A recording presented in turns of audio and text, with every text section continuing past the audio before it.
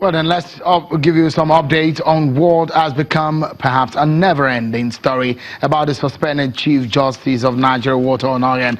The Court of Appeal sitting in Abuja has denied Justice Onnoghen's request for a stay of proceedings on the case of alleged false declaration of assets at the Code of Conduct Tribunal, stating that the case is criminal in nature and that Section 305 of the Administration of Criminal Justice Act does not allow for a stay of proceeding on a case of that nature.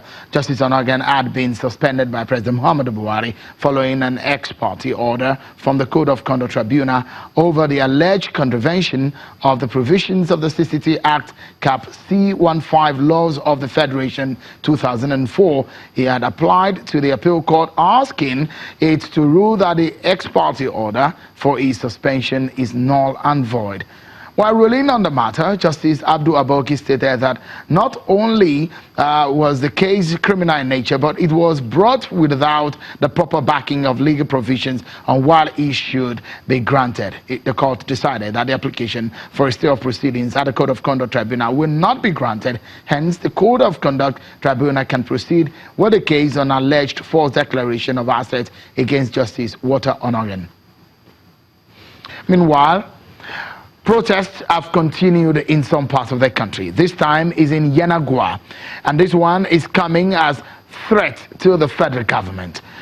The capital of Bayelsa State, where members of Ijaw Youth Council worldwide took to the streets challenging the federal government's decision to suspend the CJN, Walter Onnoghen. They have given the federal government an ultimatum which terminates by the end of the election. They're saying that the federal government should reverse its decision and also ensure all oil multinationals operating in the Niger Delta region relocate their headquarters to the states of operation. They have threatened that if this is not done, they will release what they describe as, quote, Operation Change, Climate Change 2, which they said will lead to a shutdown of all oil and gas flow stations in the country. President Muhammadu Buhari, our president, is taking some steps that are not popular. He's taking some steps that are anti-democratic. And we are here to tell the world, to talk to our president, that he has taken some steps that are not popular. And that we expect that the president should be a listening president. The president should be a listening president. He's a president Nigerians voted for. He's a president Niger Delta people voted for.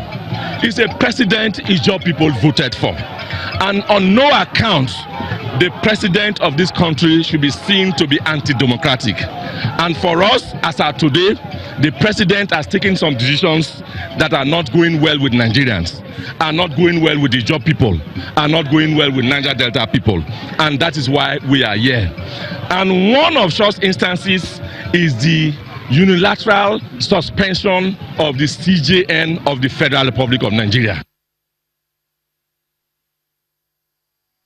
Well, that's reminiscence of some of the situations we see in the Niger Delta. We pray those kind of things will never happen, especially with the threat that this group has thrown up today. Ijaw Youth Council. That's not going to be the mainstay of our conversation tonight. It may be part of it, but not the major conversation tonight. Let's begin tonight's conversation with some of the stories coming out of the event of today in Lagos, where the candidate of the People's Democratic Party, Atiku Abubakar, spoke on his plans for Nigeria.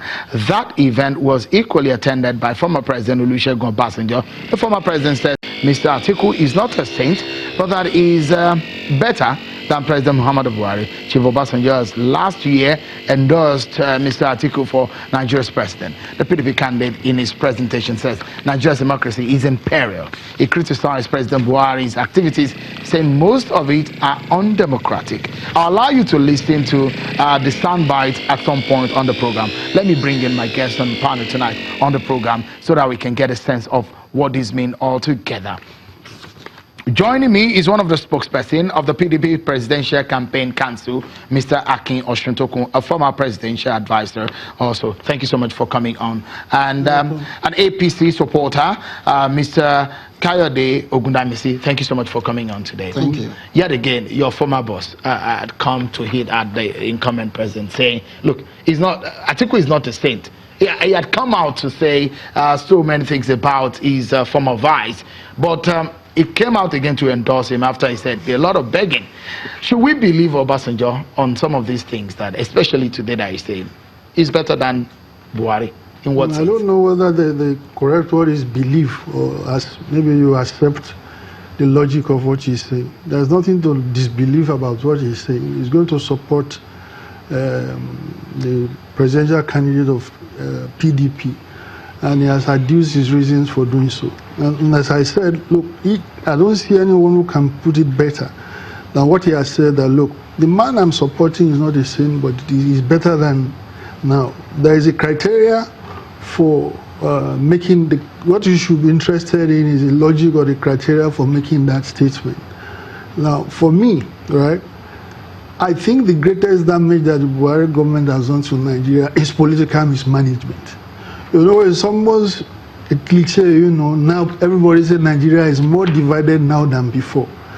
Now, of course, to whom do you attribute that? Now, due process, democracy, nation building, they are all prior to any other task you want to do. You want to fight corruption, you want to do economic development, you must have that nation first. It is prior. And that is why the American ambassador said what he said a while ago, that the rule of law, you know, and democracy is more important in his own estimation at the lecture he gave. That is American ambassador here to fighting corruption. Of course, how can anybody who wishes Nigeria well not say that you shouldn't fight corruption? Nobody is going to say that. Now, but of course, you take things into their totality. And of other significance is that the record of the president who is claiming that as a strong point is not a very strong record. And all you need to do was the news report yesterday, which reported Transparency International rating of Nigeria for 2018. It places Nigeria 144 out of 180 countries surveyed. So when you take all this together, right, you are not going to, if he has, as he has, reservations about Atiku, he knows him well, he knows both of them very well. He can be a character witness to both of them. Atiku started with him as vice president for 8 years. Buhari served under him, first as governor of North Central State in the Civil War, and as Federal Commissioner of Petroleum. So, and of course, Buhari delighted in referring to their regime as the offshoot of Murtala Obasanjo regime. So he is centrally placed to, pontificate on the two of them. And as I said, that is taking everything together right now in Nigeria. I think it is difficult to fault that question, what he has said. Okay, we'll take a short break. I will allow, I know Kayode is itching to answer Mr. Osuntokun, but we will come back to that. And the breaking news that we're following for you, I get the reaction of my guests to the EFCC charging these men to court. That's going to be after this break, everyone. Join us again.